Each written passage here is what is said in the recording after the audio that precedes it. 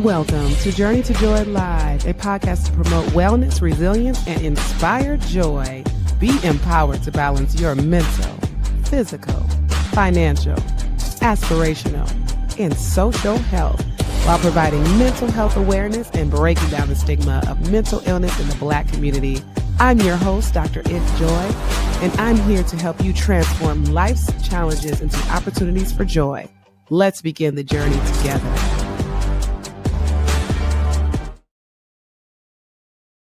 Hey everyone, we are in episode 113. Medicate my kid? You must be crazy. Separating facts from fear in your child's mental health journey. And this episode, I'm just going to tell you, is pre-recorded because by the time you're watching it, I will be in Orlando getting ready to go on a cruise, a much needed cruise. So there you go. I'm a child psychiatrist, as you know, also an adult psychiatrist. So when you come and see me, you can get medication for whatever you need. And I chose this topic today because a lot of times people are like, I don't want to go to the doctor to get medication. We were talking about that just last week. We were talking about should you just pray about it versus getting medication. So this is a very good segue into this week as far as medicating kids. What? Where does that come from? How dare you? Did I go into psychiatry or child psychiatry just so I can give pills to kids? No, not quite. In fact, I spent a lot of time with my kid patients to make sure, do they actually need a medication? And the other thing is that there's not a lot of child psychiatrists out there. As many as I know, I feel like I'm surrounded by them. There's only a handful of us. So there's not even enough people that actually have the expert education to even be able to prescribe medication to kids. So I'm just like, let me be a part of that so I can be a part of breaking down that stigma and a part of making sure if a kid needs the medication, they get the right medication. Because a lot of times there's that misdiagnosis and they're getting the wrong medication that they shouldn't even be getting. So there is definitely a lot of myths when it comes to prescribing kids with medication. You're afraid, right? It's like, my child to be labeled if they're on medication. The medication will change who they are. They'll become dependent. A lot of parents talk about that, whether will they become dependent? Will it change who they are? Well, first of all, as far as changing who they are and their personality, there's no medications that actually change personality. Some people would wish there's a medication that changes personality, but that's not the case. But it changes the thing that you are hoping to address, right? And this isn't to say that, oh, let's just go straight to medication. That's not what this episode is about. It's to calm your fears or worries or stress about the idea of your child being on medication. If your child is sleeping well, eating well, making good grades, no issues with friendships and things like that, of course you shouldn't be thinking about medication. If there are issues with grades and behaviors, aggression, suicidal thoughts, and having symptoms that are disrupting their life, changing who they are, and that aggression is a big piece, right?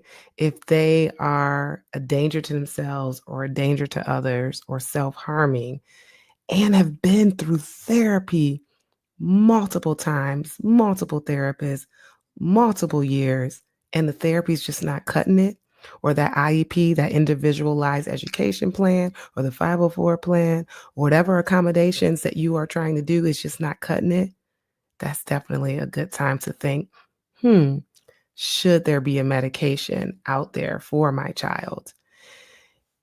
The fear is also about like, what are these medications actually doing and what are they for? When you think of ADHD, the stimulants that treat ADHD are working on dopamine. Dopamine is activated when we feel rewarded or when we get a reward or we're anticipating a reward. It's that dopamine that's released during excitement, during sex, during comfort food, during drug use, unfortunately. So it gets released when there's something in your body where you're getting that reward or that high, or it's released when I'm going on a run and getting that runner's high. So dopamine is the medication that is worked on in ADHD to increase it because it stimulates you to focus and pay attention. So there's biological, biochemical evidence of why it is actually working. And honestly, it's not a miracle pill that, okay, once I take this medication, everything's great. I have had some patients where once they take the medication, they're doing just fine, but you still have to include the therapeutic strategies with these medications. Treating anxiety and depression. Antidepressants are medications that work on your or help you with anxiety and depression. And that's your serotonin, that's your norepinephrine, the SSRIs you may have heard of, like Prozac, Zoloft, Lexapro, Celexa, Cymbalta. There's so many of them, and they work on increasing serotonin, and then the ones that also increase serotonin and norepinephrine. So there's neurotransmitters in your brain that it is helping release because it is evidence that serotonin can improve depression, improve sleep, reduce aggression, and improve anxiety. So that is why these medications are at play. Again, not just the medication. There are people that want an easy fix. Let me just pop a pill. I don't want to do the work in therapy.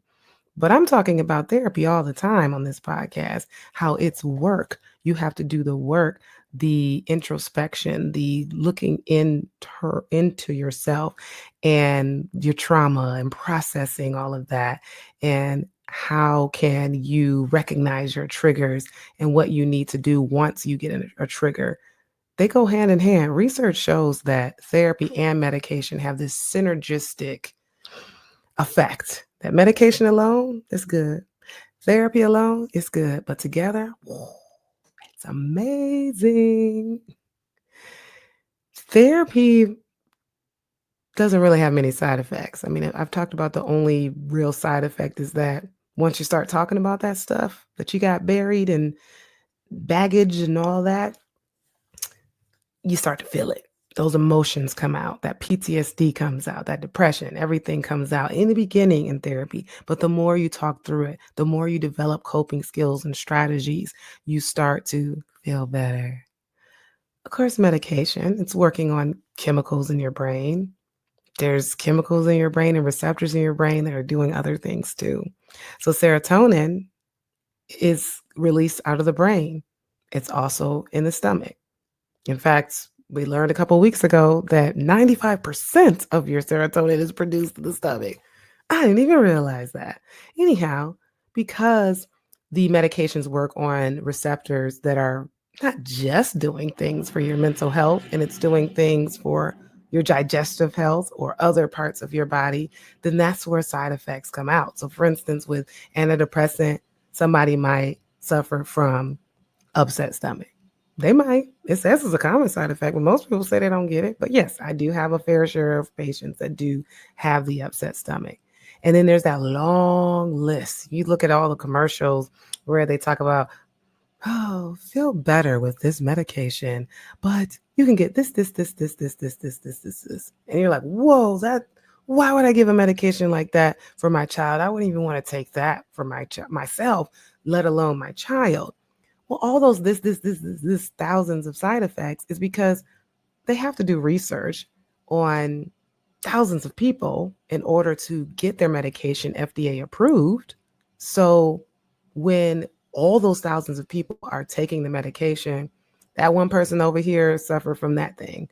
This certain percentage suffer from this other side effect. These small amount of people suffer from this side effect.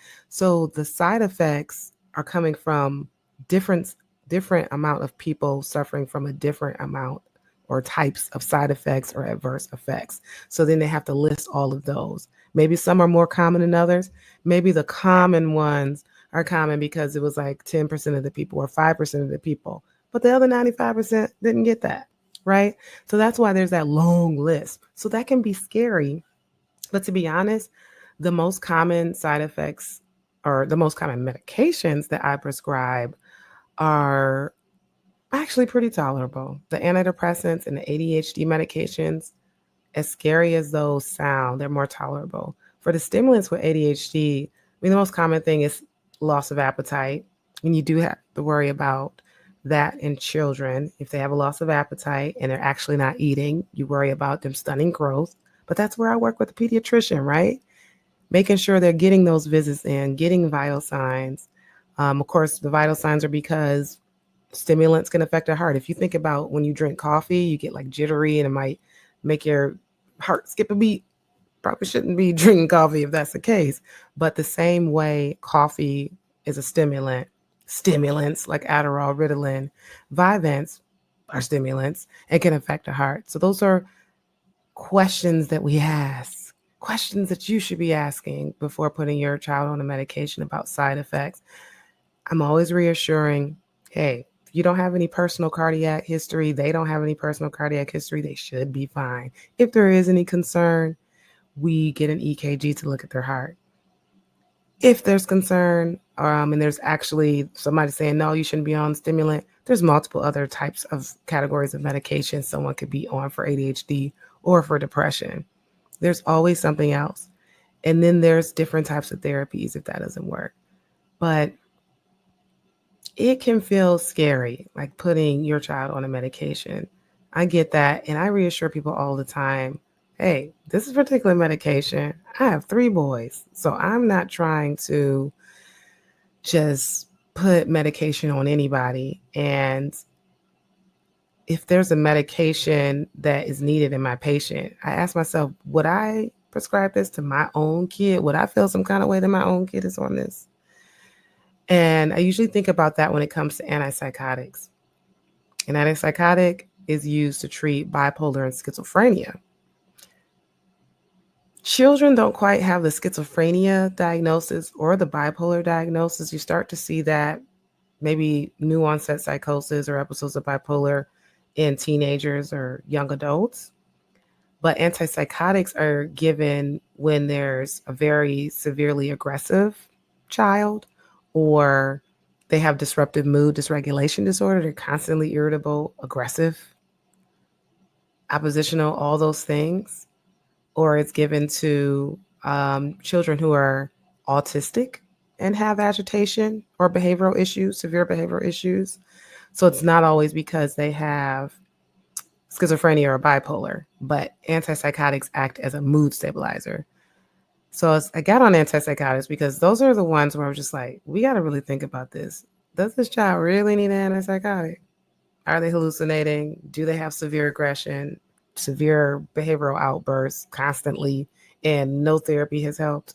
Okay, well, you still have to worry about side effects.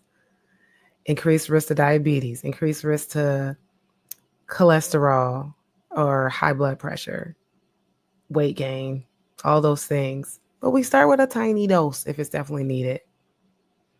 There are lots of different talks about foster kids getting started on the wrong medication just because. So they come to see me, they're on all these antipsychotics. 1 to 2 is all to me because, like, you really shouldn't be on more than one, definitely. But I see a lot of foster kids on more than one, and that's not good. How did this happen? What are we overlooking? Why are they on an antipsychotic? This person's not aggressive. They're not even hallucinating. They're just saying that they hear the voice of someone that died and you put them on an antipsychotic. So I do a thorough review of the child, what is going on. A lot of times in foster care, there may be some aggression, some pushback, some anger, some opposition, some defiance. So then you can put them on an antipsychotic because they had trauma. So being trauma informed, you being trauma informed for your child and realizing that maybe their anger and aggression is not because of bipolar or they just have an anger issue. Maybe there's trauma. Has your child experienced trauma? Has there been a loss? Have they been bullied so much that obviously that's a trauma, or neglect, or parental divorce, or anything that to them is a trauma? But especially in foster kids who are not being raised by their biological parents. Even if that's the only thing that happened, that they're just raised in multiple different houses. Usually there's other traumas. It's not just the fact that they're not growing up with their parents, the reason why they're in foster care. But just foster care alone is an adverse childhood experience and a trauma, and they need therapy more than anything. So you definitely have to watch it and ask the questions, right? What is actually going on with my child? What is the root of all this? More so, majority of the time, I'm not starting a medication on the first day, but I will if there is so much aggression. Like, unfortunately, I hear about kids beating up their moms, they're eloping and running away and causing disruption to property or hurting teachers, adults, or kids, siblings, whoever. Those are the kids that we want to use everything, therapy and medication and accommodations and certain types of supports, right? And so it is important to continue to bring them to the provider, to continue to assess, do they really still need this medication? And that gets lost when it comes to foster kids because the second provider, the second foster home, they just think, oh, that's the medication that they should be on. Then they tell the provider that. And then they go to a third foster home. And then the provider's like, oh, I guess this medication must need to be increased. Let's just add another one because that one's not working. We removed the first one. And it seems like they needed a little bit, but it's not 100% effective. So we need to add a second one. Okay, let's add a third one. And no one's really assessing and seeing, do they really need it? And so I love de-prescribing. I actually get excited when I see so a patient with like 5 or 6 medications because I'm just like, yay, now I get to figure out which medication you don't need to be on because for the most part, you do not need to be on 6 medications. So this whole fear, it's a matter of finding the right provider who's going to listen and do a thorough review of who you are and what you've been through, your family, your genetics, and all those things, being trauma informed and realizing, okay, it's trauma. Because if it's trauma, therapy, or something more gentle like an antidepressant versus throwing an antipsychotic at you. And it's so important for you to educate yourself, asking the right questions when it comes to your child. Why are you putting my child on this medications? What are the other options beyond medications? What are the side effects? How long do they have to be on it? Will they be on it for the rest of their life? And when you go and continue to ask the questions and continue to get them assessed, then you can start to trial them off and wean them off when they're doing well. Now, ADHD, depression, anxiety, usually not on those medications for the rest of your life. Research shows that you should be on an antidepressant for at least a year of doing well. So if your child's been on it for a few months, and you're like, oh, they're doing well, let's take them off. They're doing well because they're on the medication. Don't take them off. Talk to the doctor first. And it's important to know that being on a medication for at least a year while doing well helps reduce the likelihood of relapse. So if you stop the medication before that, it increases the chance that they can become more depressed or relapse into a depressive episode. So that's why it's important to ask the right questions and know. And these medications, of course, for anxiety, depression, ADHD, parents get concerned. Are they going to get dependent on it? Will it be hard for them to get off of the medication? Especially Adderall, Ritalin, like, whoa, adults get high on those. What if my kid gets high? Usually for the kid, you are responsible for their administration and you make sure they take the medication when they need to and they don't have it on them. But typically for kids, they don't become dependent, and majority of ADHD kiddos on stimulants are off of it by the time they turn 18. Usually those hyperactive kids aren't hyperactive once they graduate. Maybe the inattentiveness continues, but a lot of kiddos are usually grow into not having ADHD. Of course, there's those who continue and may need to be on it. But are you trying strategies outside of medication? Are you in therapy? Is your child in therapy? If there is something severe going on, crucial crisis, they were hospitalized, they were put on medication, and then they were discharged on medication, and then now they're in the therapy, now they're continuing to be on the medication. A lot of times it's needed to be on medication just in that time frame while the therapy is able to work. That's another thing. The anxiety might be so high or the depression is so high that they have blinders on and that therapy is not doing anything.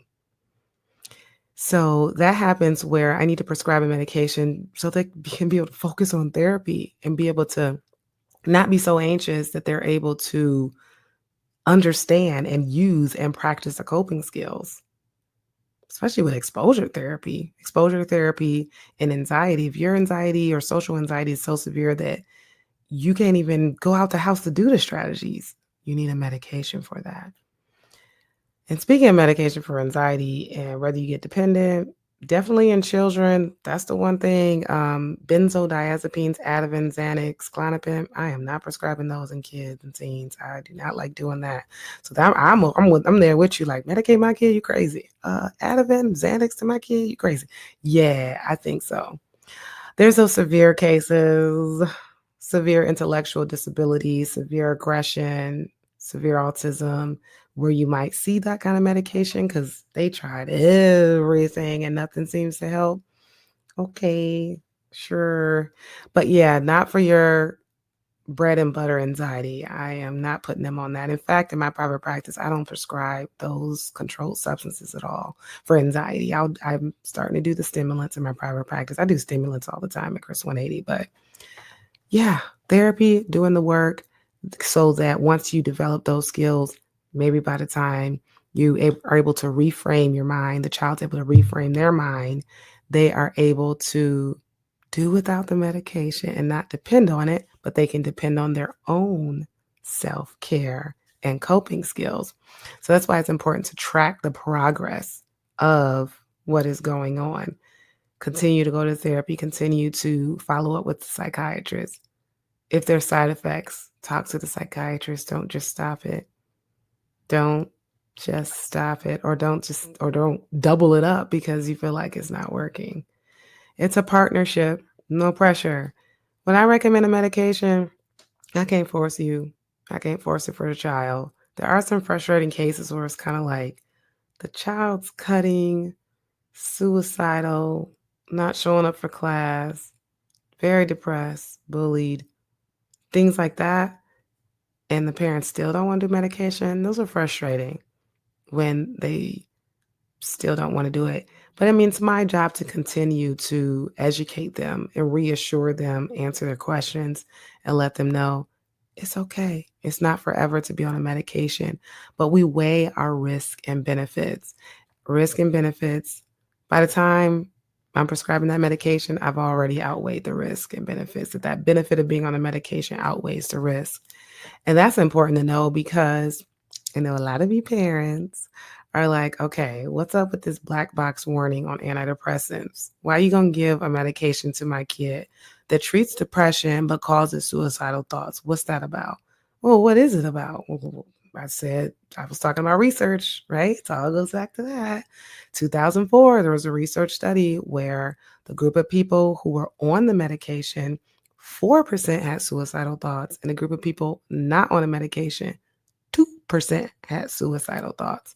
So it's kind of like both groups had suicidal thoughts, but since the other group was double the other one, 4% versus 2%, they were like, whoa, black box warning, these medications can cause suicidal thoughts, but it's rare. The black box says it can rarely cause suicidal thoughts.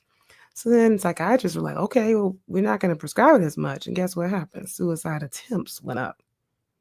So it's very important that we weigh our risk and benefits. That's actually my spiel that I tell parents every time. Because if a doctor is giving you a medication and they are not telling you the side effects, run. You need to know the side effects. So I make sure my parents know about black box warnings, side effects, all those things. So definitely it's important to not feel pressured into do your own self-care as a parent so that you can calm your own guilt with putting your child on a medication. Don't feel guilty. We have to use our resources. You want to do prayer? Do prayer. That's perfect. That's going to help your kid, but maybe your kid also needs therapy, and maybe your kid also needs medication. All the things. But look after you as well. That's what all this is about. Prioritizing you so that you can be able to be there for them, because maybe your anxiety is getting in the way of putting them on a medication because you're so anxious that something's going to happen. Go make that visit. You can come make that visit with me. DrEnjoyLife.com. I'll calm your nerves.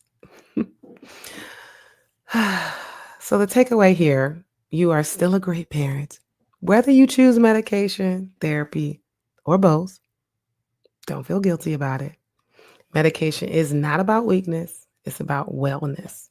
You're not questioning it if your child needed medication for their cancer treatment or for their diabetes. They need to be on insulin. They need to poke themselves. You're not questioning it then. So why are you questioning it if they need it for depression, anxiety, ADHD, trauma, PTSD, OCD, or whatever is going on? It's about their wellness and making sure they are better. And encourage open conversations between you and your child. Having a second opinion is okay.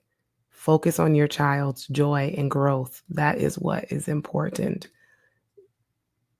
in making sure they experience mental wellness. So, medicate my kid, you crazy? No. The only person crazy is the one jumping out of a plane. I guess I'm crazy because I've jumped out of a plane. Yeah. All right. Thank you for listening. Go to my website, get Inspired Joy for the Wife Mom Boss, balancing it all without losing yourself, for $17.49 on DrEnjoyLife.com. And you can also get the Joy Bundle, Inspired Joy for the Wife Mom Boss, plus the Enjoyno for $45. DrEnjoyLife.com. Thank you so much. See you next time. This has been an Enjoy Life production. If you're in a crisis, don't hesitate. Call, text, or chat 988 for immediate support. Please note, this podcast is for informational purposes only and is not a substitute for professional treatment. If you're looking for therapy or medication management through Enjoy Life, visit www.DrEnjoyLife.com to request a consultation. I'm licensed in 12 states. I accept Aetna in Georgia, Florida, and Virginia.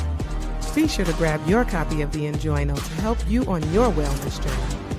Also check out Inspired Joy for the Wife Mom Boss to help you balance it all without losing yourself. Better yet, get the full Joy Bundle for just $45. Remember, Journey to Joy Live is every Thursday at 7 p.m. Thank you for joining me, and until next time, may you continue to transform stress into joy.